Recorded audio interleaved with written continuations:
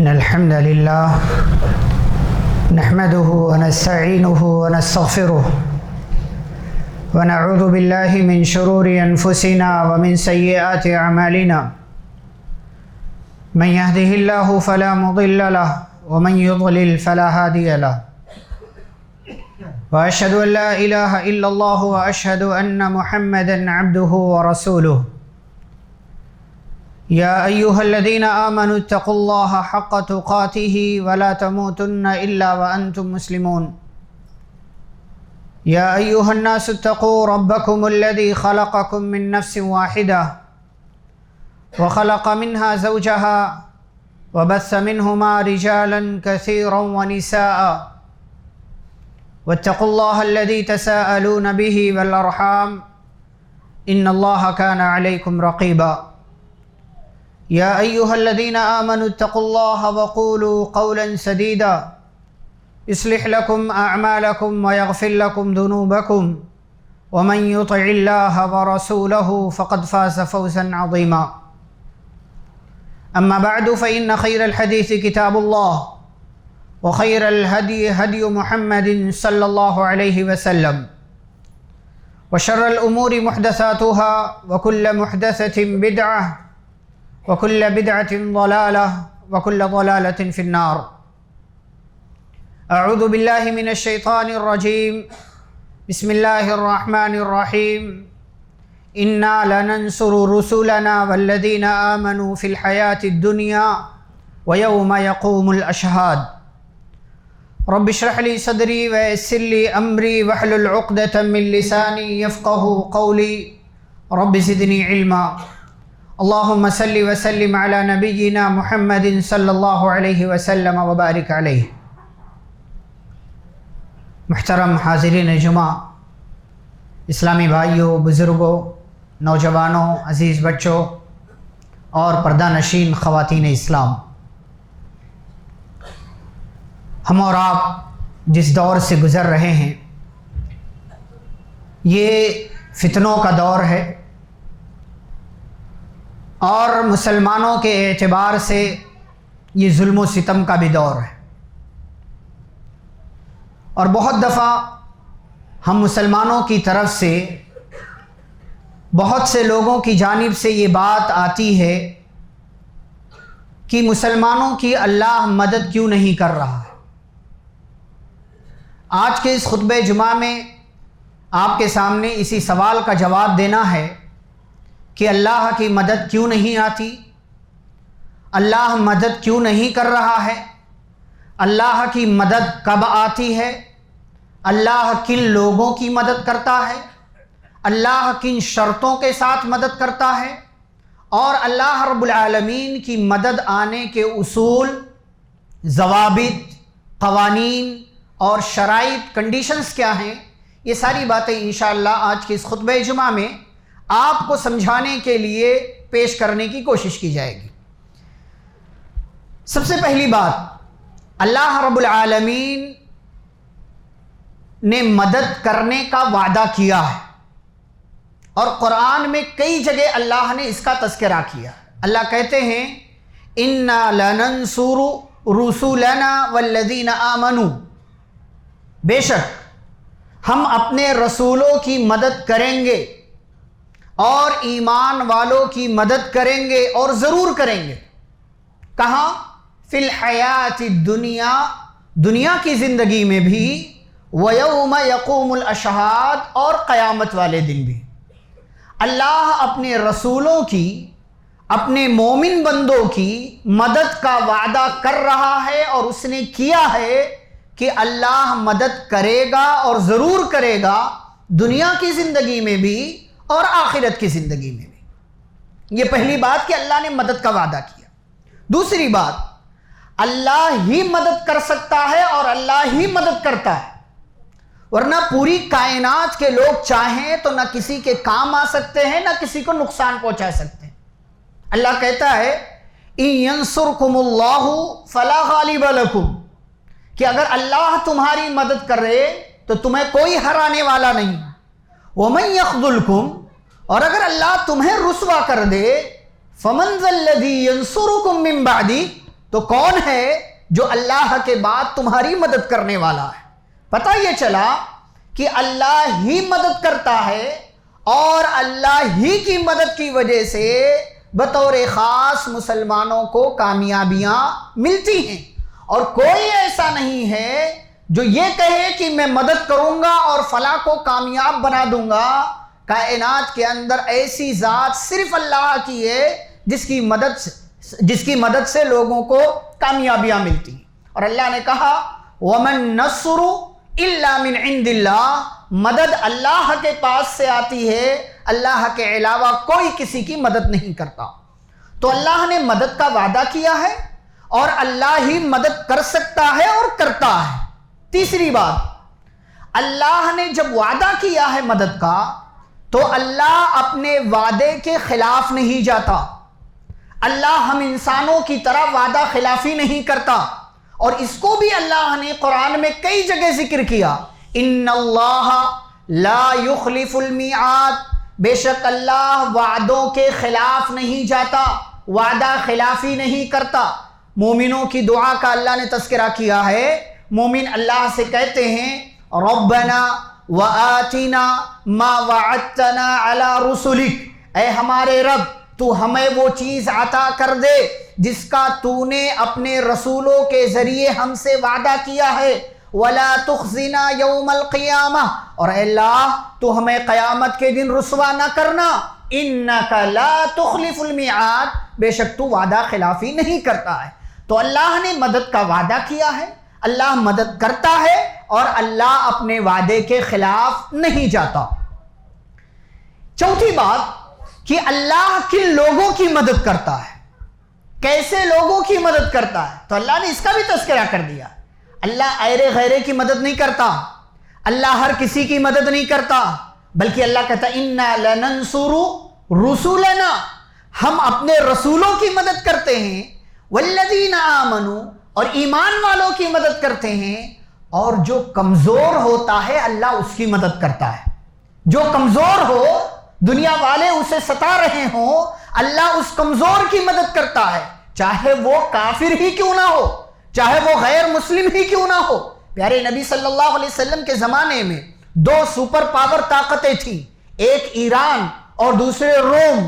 اللہ رب العالمین نے سورۃ الروم کے نام سے مکمل ایک سورہ رکھی ہے، دونوں کافر، دونوں مشرک، لیکن ایک آگ کی پوجا کرنے والا اور دوسرا اہل کتاب، یعنی رومی عیسائی تھے، اہل کتاب تھے، نصرانی تھے۔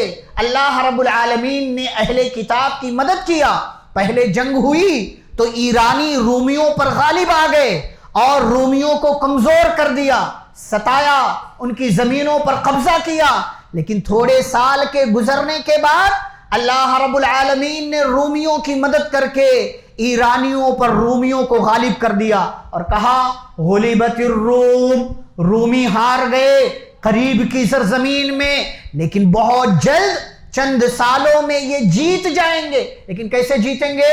بنصر اللہ، اللہ کی مدد کے ذریعے۔ تو اللہ مدد کرتا ہے رسولوں کی، اللہ مدد کرتا ہے ایمان والوں کی، اور اللہ مدد کرتا ہے اس انسان کی جو کمزور ہو، ستایا ہوا ہو، مارا ہوا ہو، مظلوم ہو۔ اسی لیے پیارے رسول صلی اللہ علیہ وسلم فرماتے ہیں اتقی دعوت المظلوم، لوگوں مظلوم کی بد دعا سے بچتے رہنا، ولو کان کافرا، چاہے وہ مظلوم کافر ہی کیوں نہ ہو، اس لیے کہ گرچہ وہ کافر ہے، کفر پر ہے، مشرک ہے، غیر مسلم ہے، ایمان والا نہیں ہے، لیکن چونکہ وہ کمزور ہے، وہ ستایا گیا ہے، وہ مظلوم ہے، اس پر کسی نے ظلم کیا ہے، اگر وہ بد دعا کر دے اللہ اس کی بد دعا قبول کر لے گا۔ اس لیے مظلوم کی بد دعا سے بچو، چاہے وہ کافر ہی کیوں نہ ہو۔ تو اللہ تعالیٰ کن لوگوں کی مدد کرتا ہے؟ ایمان والوں کی، رسولوں کی، اور کمزوروں کی، مظلوموں کی۔ پانچویں بات کہ اس کائنات کے اندر جو کچھ بھی ہو رہا ہے، چاہے وہ ظالم ظلم کر رہا ہے، مظلوم کو ستایا جا رہا ہے، چاہے وہ کہیں کسی پر جو ہے قتل و غارت گری کا طوفان بپا ہوا ہے، کچھ بھی ہو رہا ہے، یہ سب اللہ کے علم اور اس کی مشیت کے تحت ہو رہا ہے، سب اللہ کے علم میں۔ ایسا نہیں ہے کہ کوئی چیز اللہ کے علم سے باہر ہے. ایسا نہیں ہے کہ جو اپنی مرضی سے جو چاہتا ہے وہ کر لیتا ہے. اللہ کا قانون ہے. ایک ایک کر کے ساری باتیں آپ کے سامنے ذکر کروں گا. بعض دفعہ اخوانی، بعض دفعہ تحریکی ذہن کے لوگ یہ دل میں، دماغ میں، ذہنوں میں وسوسہ ڈالنے کی کوشش کرتے ہیں. ارے نہیں، کوئی کائنات نہیں، کوئی ایسا نہیں، کوئی ویسا نہیں، یہ مظلوم ہے، ہمیں ہی کچھ کرنا ہوگا، چلو آگے بڑھو، یہ کریں گے وہ کریں گے. ایک ایک کر کے باتیں سنیے، انشاءاللہ باتیں آپ کے سامنے واضح ہوں گی. جو کچھ پوری کائنات میں ہو رہا ہے سب اللہ کے علم اور اس کی مشیت کے تحت ہو رہا. اس کائنات میں ایک ذرہ بھی، ایک پتا بھی اللہ کی اجازت کے بغیر، اللہ کی مرضی اور اس کی مشیت کے بغیر نہ حرکت کر سکتا ہے، نہ اڑ سکتا ہے، نہ چل سکتا ہے، نہ اپنی جگہ سے یہاں سے وہاں جا سکتا ہے. اس کائنات میں جو کچھ ہو رہا ہے وہ اللہ کے علم میں ہے، وہ اللہ کی مشیت کے تحت ہو رہا. اللہ کہتا ہے انما الہکم اللہ الذی لا الہ الا ہو وسع کل شیء علما. اللہ نے ہر چیز کو اپنے علم سے گھیر رکھا ہے، کوئی بھی چیز اللہ کے علم کے باہر نہیں. تو جو کچھ ہو رہا ہے نا سب اللہ کے علم میں ہے. اسے نہ بتانے کی کسی کی طرف سے ضرورت ہے، نہ اسے خبر پہنچائی جائے گی، بلکہ ہر چیز کا اللہ کے علم میں، ہر چیز اللہ کے علم میں ہے. ایک اور بات اس حوالے سے، یہ جو ظالم ظلم کرتے ہیں نا، ظالموں کی حرکتوں سے، ان کے اعمال سے اللہ غافل نہیں ہے. اللہ یہ دیکھ رہا ہے کہ کون کس کو ستا رہا ہے، کون کس کو مار رہا ہے. اللہ یہ سب دیکھ رہا ہے. اللہ ظالموں کی حرکتوں سے غافل نہیں ہے. وَلَا تَحْسَبَنَّ اللَّهَ غَافِلًا عَمَّا يَعْمَلُ الظَّالِمُونَ. لوگو، یہ بچے کون ہیں بھائی؟ چپ کراؤ ان کو.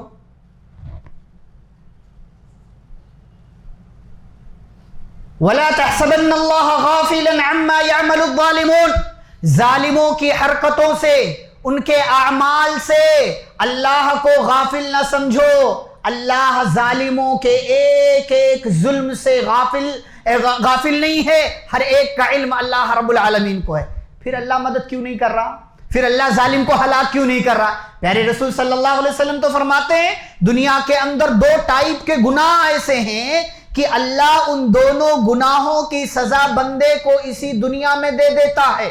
نمبر ایک البغی، ظلم کرنا، اور نمبر دو وقطیعۃ الرحم، رشتہ داری توڑنا، اس میں بھی ماں باپ کی نافرمانی کرنا پہلے نمبر. تو نبی صلی اللہ علیہ وسلم فرماتے ہیں کہ اللہ ظالم کو اس کے ظلم کی سزا دیتا. اللہ کہہ رہا ہے اللہ ظالموں کی حرکتوں سے غافل نہیں ہے. پھر اللہ کی مدد کیوں نہیں آتی؟ اللہ مدد کیوں نہیں کرتا؟ آئیے اللہ کی مدد کے 3 قوانین جانتے ہیں. اللہ کی مدد کے نازل ہونے کے 3 قوانین ہیں. پہلا قانون جو اللہ رب العالمین نے اس کائنات کے اندر اور اس دنیا کے اندر رکھا ہے کہ اللہ ایک کو دوسرے کے مقابلے میں لا کھڑا کرتا ہے. مدد کرنے سے پہلے اللہ جب کسی کی مدد کرنا چاہتا ہے نا تو اس کے مقابلے میں کسی کو لا کر کے کھڑا کر دیتا ہے. پھر ان دونوں کا ٹکراؤ ہوتا ہے، اور ٹکراؤ میں بظاہر ایسا لگتا ہے کہ طاقتور کمزور کو مار دے گا، لیکن پھر اسی ٹائم پہ اللہ کی مدد آتی ہے. جب اندھیرا زیادہ ہو جائے تو سمجھ جائیے کہ صبح ہونے والی ہے. جب اندھیرا زیادہ ہو جائے تو یہ سمجھ لیجئے کہ اندھیرے کا خاتمہ ہونے والا.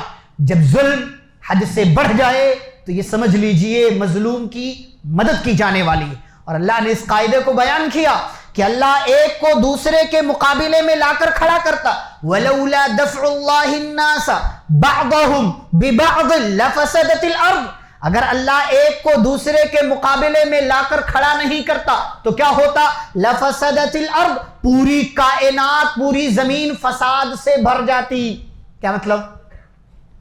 اللہ کمزور کو یا طاقتور کو کمزور کے مقابلے میں لاتا ہے، اور طاقتور ظلم کرتا ہے، ظلم کرتا ہے، ظلم کرتا ہے. ایک دن ایسا آتا ہے مظلوم کی اللہ مدد کرتا ہے، طاقتور کے ہاتھ کو پکڑتا ہے.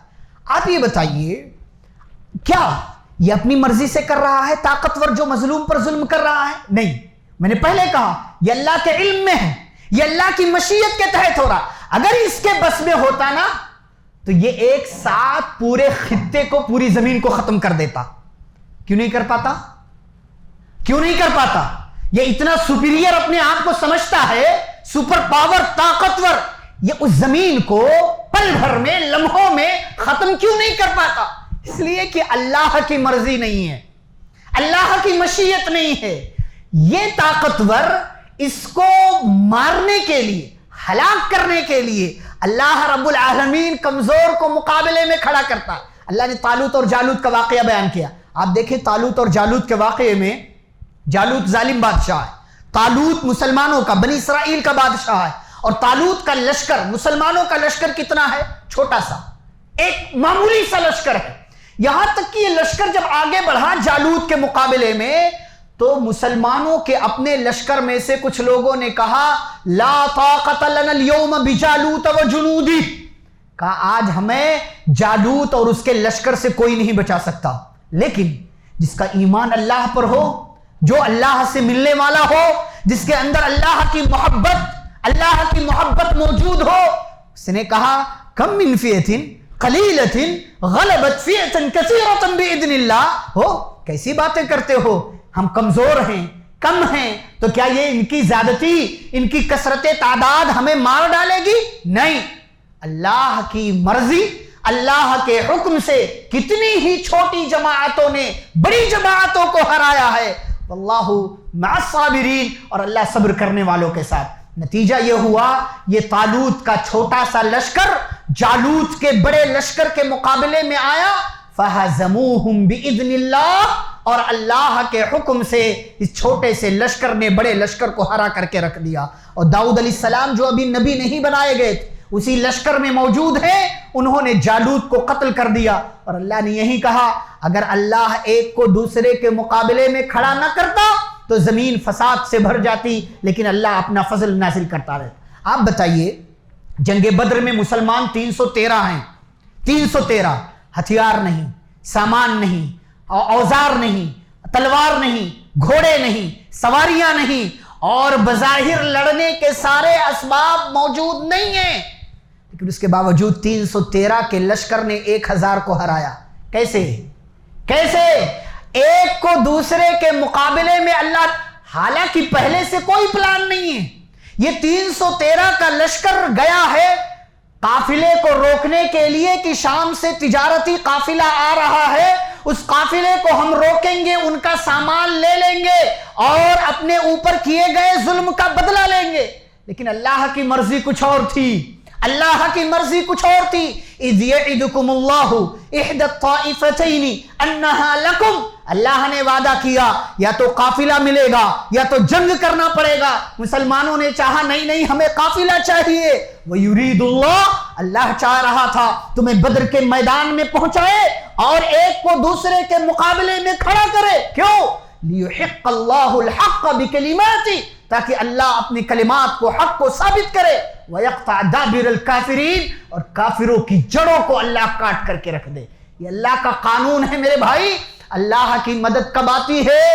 جب طاقتور کمزور کے مقابلے میں آتا ہے، دونوں کا ٹکراؤ ہوتا ہے، اور ایسا لگتا ہے کائنات کے لوگوں کو کہ یہ طاقتور کمزور کو نگل جائے گا، لیکن پھر اللہ کی مدد کا نزول ہوتا ہے۔ وَمَا جَعَلَهُ اللَّهُ إِلَّا بُشْرًا، اور یہ اللہ کی طرف سے خوشخبری ہوتی ہے کہ مسلمانوں خوش ہو جاؤ، ایسے حالات میں اللہ تمہاری مدد کرے گا۔ وَمَن نَّصْرُ إِلَّا مِنْ عِنْدِ اللَّهِ، اور اللہ کی طرف سے ہی مدد آیا کرتی۔ یہ اللہ کا پہلا قانون۔ دوسرا قانون کیا ہے؟ ایسا نہیں ہے کہ آج کسی ظالم نے ظلم کیا، کل کو مدد آ گئی، ایک سال ظلم کا سلسلہ چلا، ایک سال کے بعد اللہ کی مدد آ جائے گی۔ نہیں، ابتلا، آزمائش اور امتحان بھی اللہ کا ایک قانون ہے، اور اس کا سلسلہ بہت لمبا ہو سکتا ہے۔ کتنا لمبا؟ کچھ اندازہ نہیں۔ یہ اللہ کی حکمت پر ہے، یہ اللہ کی تدبیر پر ہے، یہ اللہ کے پلان پر ہے۔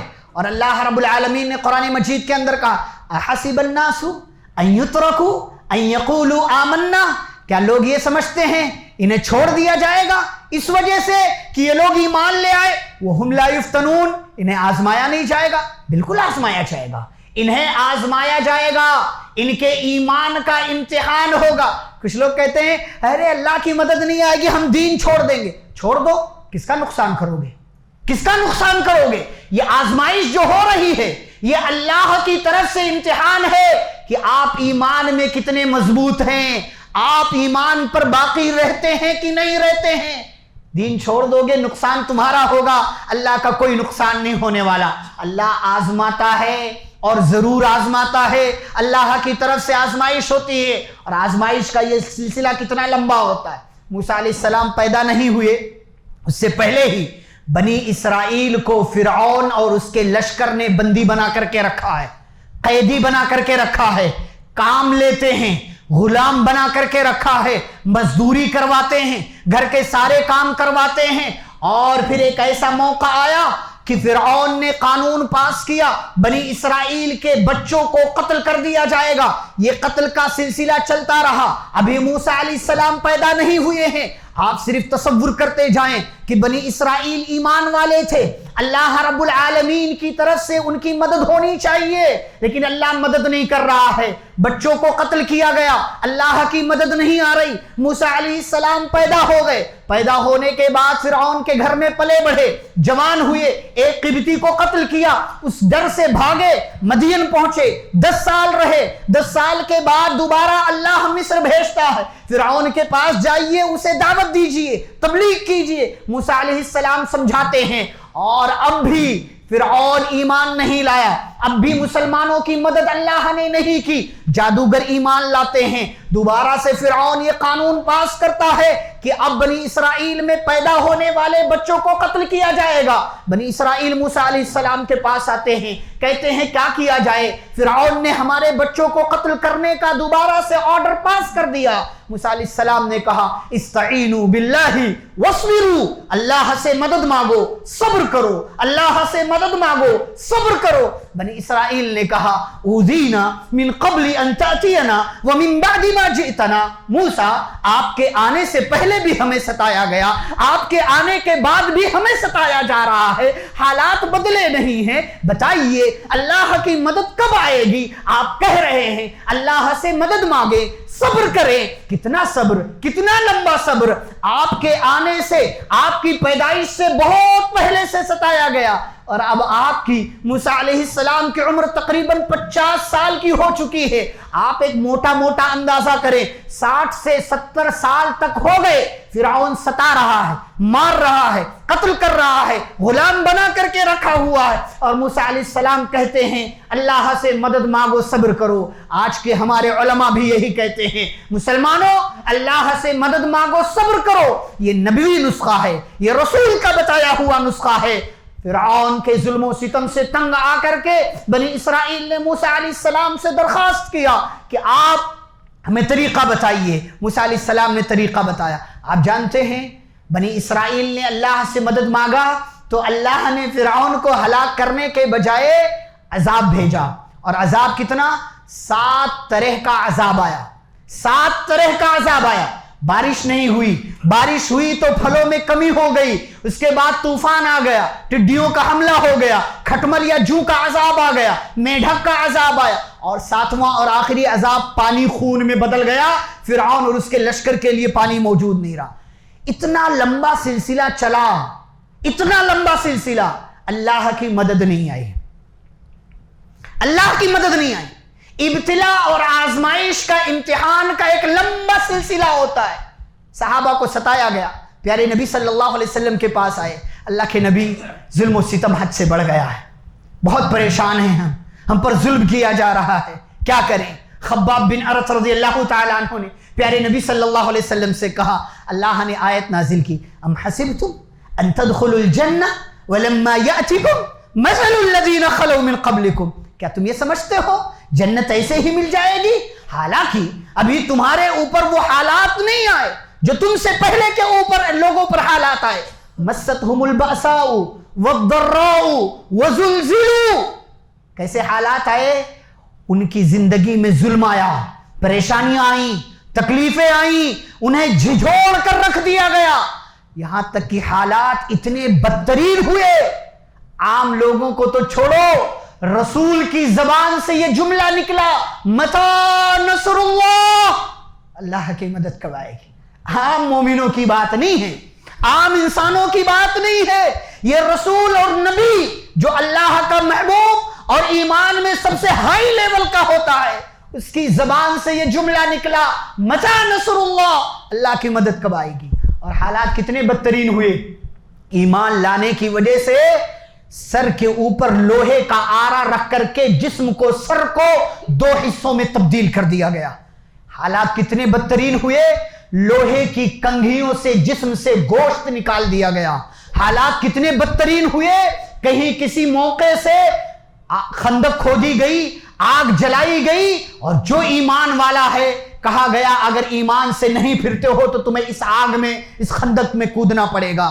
وَمَا نَقَمُوا مِنْهُمْ إِلَّا أَن يُؤْمِنُوا بِاللَّهِ الْعَزِيزِ الْحَمِيدِ، ان لوگوں نے ان سے انتقام اور بدلہ نہیں لیا صرف اس وجہ سے کہ لوگ ایمان لائے اللہ رب العالمین پر، یعنی ایمان کی وجہ سے ان پر ظلم کیا گیا، انہیں ستایا گیا، انہیں سزا دی گئی۔ تو میرے بھائیوں، اللہ رب العالمین کی مدد آتی ہے، ضرور آتی ہے، لیکن اس سے پہلے آزمائش کا ایک لمبا سلسلہ ہوتا ہے۔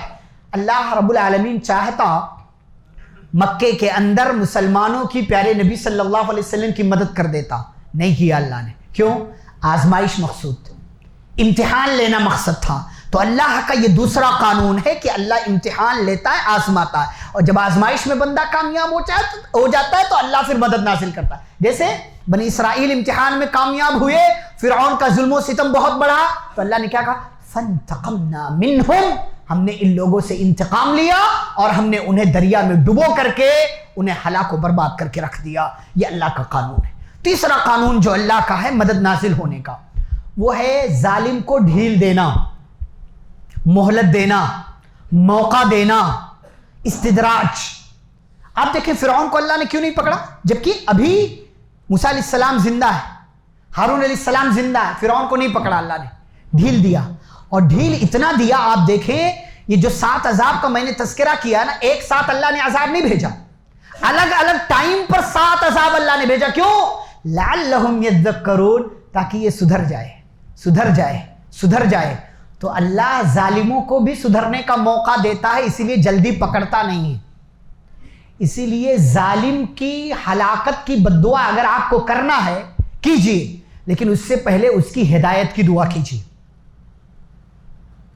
ابو جہل بہت بڑا ظالم تھا، نبی پر ظلم کیا اس نے، لیکن پیارے نبی صلی اللہ علیہ وسلم کی زبان سے اس کے لیے دعا نکل رہی ہے کہ اے اللہ اسلام کو طاقتور بنا دے، یا تو عمر بن خطاب کو مسلمان کر کے یا تو ابو جہل کو مسلمان کر کے۔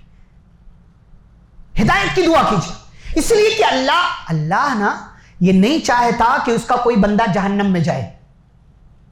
اللہ اپنے کسی بندے کو عذاب میں ڈالنا نہیں چاہتا، اسی لیے ما یفعل اللہ بعذابکم، اللہ تمہیں عذاب دے کر کیا کرے گا، کیا کرے گا؟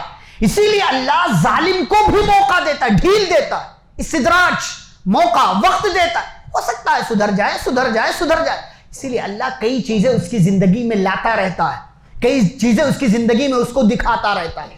یہاں پر بھی وہ نہیں سدھرتا تو پھر اللہ ظالم کو پکڑتا ہے اور مظلوم کی مدد کرتا ہے۔ یہ 3 بنیادی قانون یاد رکھیے، اللہ رب العالمین، ایک کو دوسرے کے مقابلے میں کھڑا کرنا، اور نمبر 2 مسلمانوں کی آزمائش، اور نمبر 3 ظالموں کو ڈھیل دینا۔ اچھا یہ ساری چیزیں بھی مکمل ہیں، اس کے باوجود بھی مدد بعض دفعہ نہیں آتی۔ کیوں؟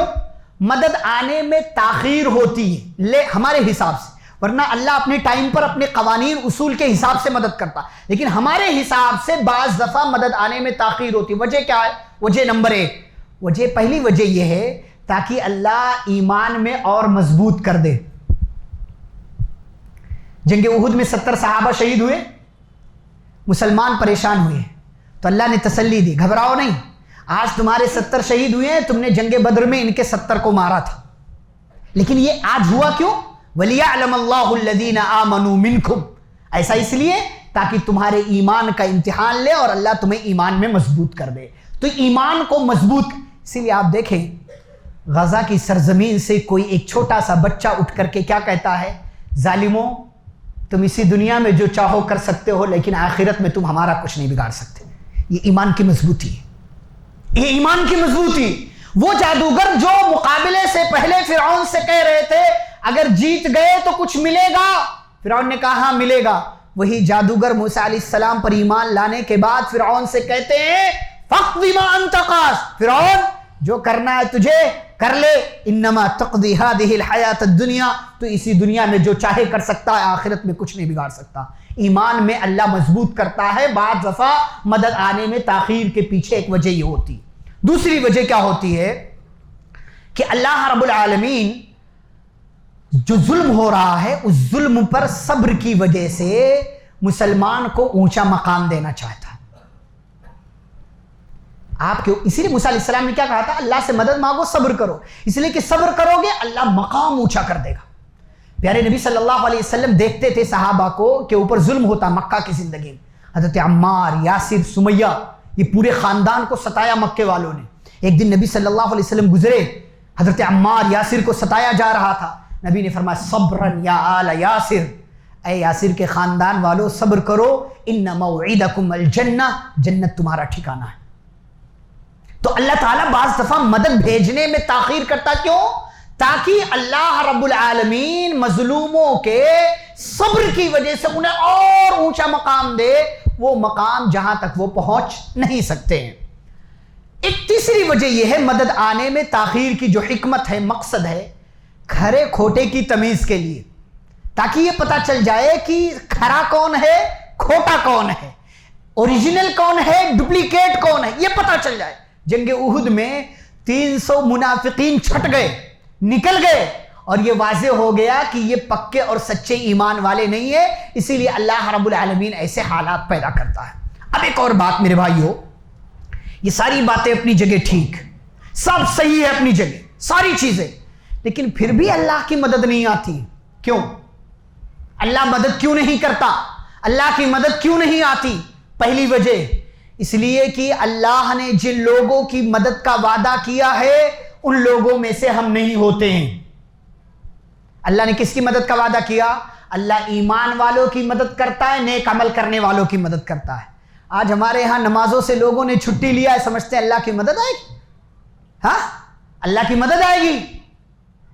اللہ کی مدد نہیں آتی، اللہ مدد نہیں کرے گا۔ اللہ کہتا ہے وعد اللہ الذین آمنوا منکم وعملوا الصالحات، اللہ نے وعدہ کیا ایمان والوں سے، نیک عمل کرنے والوں سے، کس بات کا؟ لَيَسْتَخْلِفَنَّهُمْ فِي الْأَرْضِ، اللہ انہیں زمین کی حکومت دے دے گا، اور جو خوف ان کی زندگی میں ہے اللہ اس کو امن میں بدل دے گا۔ ہماری زندگی میں نیکیاں نہیں ہیں، ہماری زندگی میں اعمال نہیں ہیں۔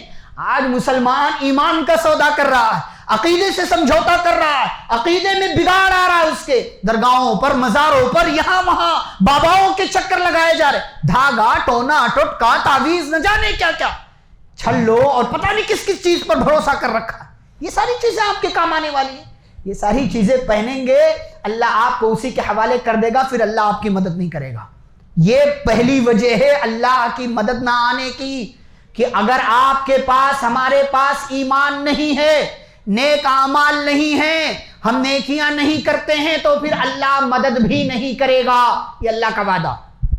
دوسری چیز، دوسری وجہ اللہ کی مدد نہ آنے کی، اور وہ وجہ یہ ہے کہ ہم اللہ کے دین کی مدد نہیں کرتے ہیں۔ اللہ کہتا ہے یا ایھا الذین آمنوا ان تنصروا اللہ ینصرکم، اے ایمان والو اگر تم اللہ کی مدد کرو گے تو اللہ تمہاری مدد کرے گا۔ اللہ کی مدد کیا ہے؟ اللہ کے دین کی مدد۔ اللہ کے دین کو اپناؤ، اختیار کرو، چلو اسی پر، اللہ کے دین کی تبلیغ کرو، پھیلاؤ۔ آج لوگوں نے اپنی اپنی مرضی سے تبلیغ کرنا شروع کر دی، اپنے دین، اللہ کے دین کی تبلیغ نہیں کرتے، اپنے مسلک کا پرچار کر رہے ہیں، اپنے جو ہے فلاں اور فلاں کی باتوں کا پرچار کر رہے ہیں، ملفوظات کا، اقوال کا، حکایات کا، نہ جانے کن کن چیزوں کا۔ اللہ کے دین کی مدد کرنا، اللہ کہتے ہیں وَلَيَنْصُرَنَّ اللَّهُ مَن يَنْصُرُهُ، اللہ ضرور اس کی مدد کرے گا جو اللہ کی مدد کرتا ہے۔ ان اللہ لقوی عزیز، اللہ تو طاقتور ہے، غالب ہے۔ تو دوسری وجہ، جو اللہ کی مدد نہیں کرتا، جو اللہ کے دین کی مدد نہیں کرتا، اللہ رب العالمین اس کی مدد نہیں کرتا۔ تیسری وجہ اللہ کی مدد نہ آنے کی، وہ ہے پیارے نبی صلی اللہ علیہ وسلم کی کامل اور مکمل اتباع نہ کرنا، سنت پر نہ چلنا۔ اللہ کہتے ہیں سورۃ النور کی آیت میں فَلْيَحْذَرِ الَّذِينَ يُخَالِفُونَ عَنْ أَمْرِهِ، ان لوگوں کو ڈرنا چاہیے، یہ دھمکی ہے اللہ کی، یہ دھمکی ہے۔ ان لوگوں کو ڈرنا چاہیے جو لوگ نبی صلی اللہ علیہ وسلم کے حکم کی مخالفت کرتے ہیں. کس بات سے؟ ان تصیبہم فتنہ، کہ ان کے اوپر کوئی فتنہ نہ آ جائے، کوئی آزمائش نہ آ جائے، کسی مصیبت میں نہ ڈال دیے جائیں. او یصیبہم عذاب علیم، اور انہیں ڈرنا چاہیے اس بات سے کہ کہیں ان کی زندگی میں دردناک عذاب نہ آ جائے. تو میرے بھائیوں، جو رسول صلی اللہ علیہ وسلم کی مخالفت کرے گا، آپ کی اتباع نہیں کرے گا، آپ کی لائی ہوئی شریعت کے مطابق زندگی نہیں گزارے گا، مرضی کی زندگی گزارنا ہے، فلاح کے کہنے کی وجہ سے زندگی گزارنا ہے، رسول کی کامل اور مکمل اتباع نہیں کرنا ہے، وہ لوگ سنیں کہ ان کی زندگی میں اللہ کی طرف سے مدد نہیں ہوگی اور وہ ستائے جائیں گے، پریشان کیے جائیں گے. نمبر 4، اختلاف کا شکار ہونا، انتشار، فرقہ بندیاں، اتحاد کا نہ ہونا.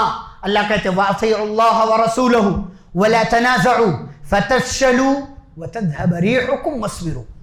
اللہ کی اطاعت کرو، رسول کی اطاعت کرو، اور جھگڑو نہیں، اختلاف نہ کرو، آپس میں متحد ہو کر کے رہو، مختلف نہ ہو جاؤ. کیوں؟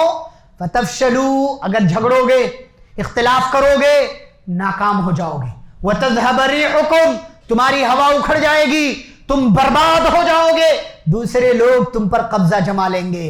اور اللہ پیارے نبی صلی اللہ علیہ وسلم نے ایک حدیث کے اندر بیان کیا کہ جب لوگ آپس میں ہی دوسرے سے لڑنے لگتے ہیں، ایک دوسرے کے خلاف ہو جاتے ہیں، چھوٹی چھوٹی معمولی چیزوں پر، اور ایک بن کر کے نہیں رہتے، تو اللہ دوسرے لوگوں کو ان پر مسلط کر دیتا ہے اور دوسرے لوگ ان کو اپنا لقمہ بنا لیا کرتے ہیں. اور ایک وجہ اللہ کی طرف سے مدد نہ آنے کی، اور وہ ہے صبر اور تقوی کا نہ ہونا. صبر اور تقوی کا نہ ہونا. صبر اور تقوی کا نہ ہونا، اللہ نے کہا قرآن میں 2 جگہ. ایک جگہ کہا کہ ایمان والو اگر صبر ہے زندگی میں، اگر تقوی ہے زندگی میں، لا یضرکم کیدہم شیئا، تو ظالموں کی، کافروں کی کوئی بھی چال تمہیں نقصان نہیں پہنچائے گی اگر صبر ہے. تقوی، بھئی اللہ نے جس حال میں رکھا صبر کرو، اللہ سے مدد مانگتے رہو، تقوی اختیار کرو، نیکی کی زندگی گزارو. اللہ کا وعدہ ہے دشمنوں کی چالیں تمہارے اوپر کامیاب نہیں ہوں گی. اور اللہ نے یہ بھی کہا لَتُبْلَؤُنَّ فِي أَمْوَالِكُمْ وَأَنفُسِكُمْ، ایسا نہیں ہو سکتا کہ آپ دنیا میں آئے ہیں تو آپ کی آزمائش نہ ہو. اگر آپ ایمان والے ہیں نا تو آپ کو آزمایا جائے گا، اور جس کا ایمان جتنا زیادہ ہوگا اللہ اس کو اتنا ہی زیادہ آزمائے گا. اسی لیے انبیاء کو سب سے زیادہ آزمایا گیا. پھر جو ایمان میں جتنا زیادہ مضبوط ہوتا ہے اس کو اتنا ہی آزمایا جاتا. اب فیصلہ کر لو آپ، یہاں والوں کا ایمان مضبوط ہے یا وہاں والوں کا ایمان مضبوط؟ جو ایمان میں جتنا زیادہ مضبوط ہو اس کا امتحان اتنا ہی زیادہ سخت ہوگا، لمبا ہوگا، دراز ہوگا. لَقَدْ لَتُبْلَؤُنَّ فِي أَمْوَالِكُمْ وَأَنفُسِكُمْ، تمہیں آزمایا جائے گا تمہارے مالوں میں بھی، تمہاری جانوں میں بھی. اور صرف اتنا نہیں، وَلَتَسْمَعُنَّ مِنَ الَّذِينَ أُوتُوا الْكِتَابَ مِنْ قَبْلِكُمْ وَمِنَ الَّذِينَ أَشْرَكُوا أَذًى كَثِيرًا، ان یہودیوں، ان عیسائیوں، ان مشرکوں، ان غیر مسلموں کی طرف سے سوشل میڈیا کے ذریعے اور دیگر ذرائع سے تمہیں ایسی باتیں سننے کو ملیں گی جس کی وجہ سے تمہیں تکلیف ہوگی، تم پریشان ہوگے، تمہاری زندگی میں تم بہت عجیب بے چینی کے ساتھ گزر رہے ہوگے، اور ایسے حالات تمہاری زندگی میں آئیں گے. تمہارا کام کیا ہے؟ وَإِن تَصْبِرُوا، صبر کرو، صبر کرو، وَتَتَّقُوا، تقوی اختیار کرو. یہ نہیں کہ دیکھا فٹافٹ فارورڈ کر دیا، بھیج دیا، ڈر کا ماحول نہیں، خوف کا ماحول نہیں، بے چینی کا ماحول نہیں، اضطراب کا ماحول نہیں. دیکھو، صبر کرو، اللہ سے مدد مانگو، تقوی اختیار کرو. کیوں؟ فَإِنَّ ذَلِكَ مِنْ عَزْمِ الْأُمُورِ، بہت بڑا کام ہے، اور یہ کام نبیوں کا ہے، رسولوں کا ہے. نبیوں نے ایسے حالات میں صبر کیا. پیارے نبی صلی اللہ علیہ وسلم مکہ کی زندگی میں رہے، 13 سال تک ستایا گیا، مارا گیا، تکلیف دی گئی، اذیتیں دی گئی. آپ کے صحابہ کے ساتھ ظلم و ستم کا ہر معاملہ روا رکھا گیا، جائز قرار دیا گیا. 3 سال تک گھاٹی میں رہے، پتے چوس چوس کر زندگی گزارا ہے، چمڑے چوس چوس کر زندگی گزارا ہے، نہ کوئی تجارت، نہ کوئی لین دین، نہ کوئی بات چیت، نہ کسی طرح کا کوئی اور معاملہ۔ کسی نے چپکے سے کھانا پہنچا دیا، کھانا کھا لیا، بچوں کے رونے کی آوازیں گھاٹی سے باہر دوسرے لوگوں کو سنائی دے رہی۔ 3 سال کا یہ دور گزرنا تھا، گزر گیا۔ مکے کا یہ 13 سالہ دور گزرنا تھا، گزر گیا۔ مدینے کی زندگی میں آپ آئے، اللہ کی مدد آئی، جنگ بدر میں مسلمانوں کو کامیابیاں ملی، جنگ خندق میں مسلمانوں کو کامیابیاں ملی۔ اور میرے بھائیوں، ایمان مضبوط رکھو، اللہ رب العالمین پر توکل رکھو، اسباب اختیار کرو۔ یا ایھا الذین آمنوا اصبروا وصابروا ورابطوا واتقوا اللہ لعلکم تفلحون۔ اے ایمان والو، ایمان والا اپنے آپ کو بنا کر رکھو، صبر کرو، ایک دوسرے کو صبر کی تلقین کرو، جڑ کر رہو، مل کر رہو، تیار رہو، واتقوا اللہ، اللہ سے ڈرو، لعلکم تفلحون۔ لیکن میرے بھائی، جذبات کا شکار نہیں ہونا، وہاں جائیں گے، جنگ کریں گے، یہودیوں سے مقابلہ کریں گے، نہیں میرے بھائی، جذبات کا شکار نہیں ہونا۔ مسلمان کو اس کا یہاں ہم لوگوں کو ان حالات میں ہمارے علماء، ہمارے ذمہ داران کی طرف سے ہمیں جو گائیڈ لائن ملے، جو ہمیں باتیں بتائی جائیں، ان اسباب کو اختیار کریں۔ یہاں سے آپ اپنے مظلوم بھائیوں کے لیے جو کچھ کر سکتے ہیں وہ اللہ سے دعا ہے۔ ہمارے ہاں بہت سارے مسلمان بھائی جذباتی اتنے ہیں کہ کہیں گے چلو لڑنے کے لیے۔ میرے بھائی، یہ دانش مندی نہیں ہے، یہ لڑنے کے لیے تیار ہے، لیکن انہی مسلمانوں سے ہمدردی کے نام پر کھانا کھانے کے بعد اس کھانے کو ہضم کرنے کے لیے کولڈ ڈرنک کی بوتل چھوڑنے کے لیے تیار نہیں۔ اسے کھانے کے بعد کھانا ہضم کرنے کے لیے کولڈ ڈرنک چاہیے۔ یہ کون سی دانش مندی، یہ کون سی عقل کی بات؟ آپ ان سے محبت کرتے ہیں، ان سے ہمدردی ہے، تو ذرا ہمدردی کا ثبوت دیجئے۔ اور ہمارے ہاں بہت سے لوگ بعض دفعہ قنوت نازلہ نہیں پڑھتے، ان کے لیے دعائیں نہیں کرتے، ظالموں کے ہلاک کرنے کے لیے دعائیں نہیں کرتے۔ ارے بھائی، اللہ کے بندے، کبھی اکیلے میں بیٹھ کر ہاتھوں کو اٹھا کر اللہ سے مانگا اپنے مظلوم بھائیوں کے لیے دعا؟ یا امام صاحب کو ہی کہہ رہے ہو کہ امام صاحب دعائیں نہیں کرتے، مسجد میں دعا نہیں ہو رہی ہے، مسجد میں دعا ہو رہی ہے نہیں ہو رہی؟ انفرادی طور سے آپ اپنے آپ کو اپنی جگہ اچھا بنا کر کے رکھیں۔ اور اللہ کی مدد کیوں نہیں آتی؟ اس کے قوانین کیا ہیں، اصول کیا ہیں، کب آتی ہے، کن حالات میں آتی ہے؟ یہ ساری باتیں میں نے آپ کے سامنے رکھی۔ ان کی باتوں کے چکر میں سوشل میڈیا کی فیک، غلط، نامناسب ویڈیوز کے ذریعے تماشا بنانا، اور بعض دفعہ اس چیز کو لے کر کے اپنے لیے، اپنے گھر والوں کے لیے، اپنی جماعت، اپنی جمعیت کے لیے، کمیونٹی کے لیے، قوم کے لیے، ملک کے لیے مصیبت بننے سے اچھا ہے کہ ایسی چیزوں کو دیکھنا بند کریں، ایسی چیزوں کو شیئر کرنا بند کریں، ایسی چیزوں کو فارورڈ کرنا بند کریں۔ اور ایسی چیز اگر آپ دیکھتے ہیں، اپنے تک دیکھ کر کے محدود رکھیں، نفرت کا، بے چینی کا، اضطراب کا، خوف کا ماحول پیدا نہ کریں، لوگوں کے لیے آسانیاں پیدا کریں، لوگوں کو مشکلات میں نہ ڈالیں۔ کوئی بھی ایسا کام نہ کریں جذبات میں آ کر کے جس کی وجہ سے آپ کا علاقہ مشکل میں، آپ کا گھرانہ مشکل میں، آپ کی ذات مشکل میں، آپ کی جماعت اور جمعیت مشکل میں۔ ایسا کوئی کام جذبات میں آ کر کے ہمیں کرنے سے بچنا چاہیے۔ عقل مند بنیں، ہوشیار بنیں، اللہ سے دعائیں کریں، اس کی مدد کا انتظار کریں، اور یاد رکھیں مدد اللہ ہی کرتا ہے، توکل اسی پر رکھیں، اسباب اختیار کریں۔ فتوکل علی اللہ، اللہ پر توکل کریں، ان اللہ یحب المتوکلین۔ اللہ نے ہر دور میں ایمان والوں کی مدد کی ہے، کمزوروں کی مدد کی ہے، مسلمانوں کی مدد کی ہے۔ اور ایک بات یہ بھی یاد رکھتے چلیں، طاقتور جب بھی ظلم کرتا ہے، کوئی ایسا دور نہیں آیا جس دور میں مسلمان خوف کے ساتھ نہ رہے ہوں، یا انہیں ستایا نہ گیا ہو، ان پر ظلم نہ کیا گیا۔ پوری دنیا میں کہیں نہ کہیں ہمیشہ ایسے حالات رہے ہیں کہ مسلمانوں کو کمزور بنایا گیا، ستایا گیا، ظلم کیا گیا، لیکن ان لوگوں نے جو کام کیا اللہ سے جڑ کر کے، اللہ سے رابطہ رکھ کر کے، وہی کام ہمیں بھی کرنا چاہیے۔ جذبات میں آنے سے بچنا چاہیے، کوئی غیر مناسب کام اس ملک کے ماحول میں رہتے ہوئے ہمیں کرنے سے ہمیشہ بچنا چاہیے۔ اللہ رب العالمین سے دعا ہے اللہ ہم سبھی کو قرآن و حدیث کی روشنی میں زندگی گزارنے کی توفیق عطا فرمائے۔ اللہ ہم سبھی کو پیارے رسول صلی اللہ علیہ وسلم کی کامل اور مکمل اتباع کرنے کی توفیق عطا فرمائے۔ اللہ جہاں کہیں بھی مسلمان پریشان حال ہیں، اللہ ان کی پریشانیوں کو دور فرمائے۔ اللہ ان کی مصیبتوں کو دور فرمائے، اللہ ان کے لیے آسانیاں پیدا فرمائے، ان کی زندگی میں جو مظالم اور تکالیف کا دور چل رہا ہے اللہ اس دور کو ان کی زندگی سے دور فرمائے، اللہ رب العالمین مظلوموں کی مدد کرے، اللہ ظالموں کا ہاتھ پکڑ لے، ظالموں کو ہدایت دے، یا اگر وہ ہدایت کے لائق نہیں ہیں تو اللہ ظالموں کو ہلاک اور برباد کرے، اور جہاں کہیں بھی مسلمان ہیں اللہ رب العالمین ان سب کی مدد فرمائے۔